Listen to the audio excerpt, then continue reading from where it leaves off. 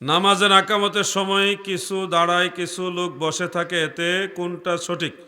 নামাজে দাঁড়ানোর মাসালা দুইটা। একটা হলো ইনকান আল ইমাম ফিল মসজিদ, ইমাম সাহেব যদি পূর্ব থেকে মসজিদে উপস্থিত থাকেন তাহলে মাসআলা হলো ফাইজা ক্বাল আল মুয়াজ্জিন হাইয়া আলাস সালাহ, যখন মুয়াজ্জিন হাইয়া আলাস সালাহ বলবে তখন ইমাম এবং মুক্তাদি সবাই দাঁড়াবে। এই হলো একটা মাসালা।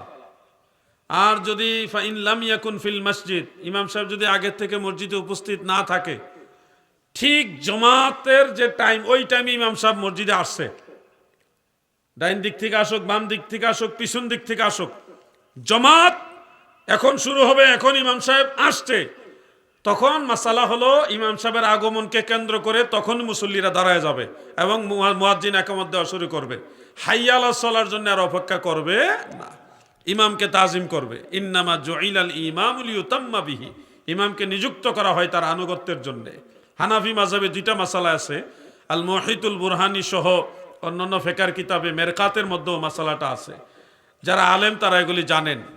তো মূল বিষয়টা হলো ইমাম সাহেব ম্যাক্সিমাম মসজিদে ইমাম সাহেব আগের থেকে উপস্থিত থাকেন, সেহেতু মুয়াজ্জিন যখন হাইয়া আলাস সালাহ বলবে তখন ইমাম সাহেব মুসল্লিরা দাঁড়াবেন। কথাটা কি বুঝতে পারছেন আপনারা? সবাই বলেন বুঝতে পারছেন? এটাই সুন্নত। আল্লাহ তো বুঝার তৌফিক দেন, আমিন। আবু সুফিয়ানের পুত্র মুআবিয়া রাদিয়াল্লাহু আনহু কেমন সাহাবী ছিলেন? তিনি অবশ্যই একজন সম্মানিত সাহাবী ছিলেন। কোন সাহাবী সম্পর্কে বাজে মন্তব্য করবেন না।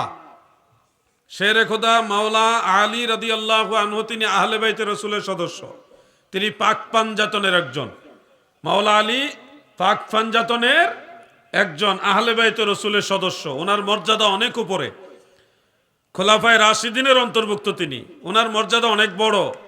মর্যাদাগতভাবে শেরে খোদা মাওলা আলী রাদিয়াল্লাহু আনহুর সমান হযরতে মুআবিয়া রাদিয়াল্লাহু আনহু নয়, কিন্তু সমান না হলে উনি একজন সম্মানিত সাহাবী। কোন সাহাবীর সমালোচনা করা যাবে না।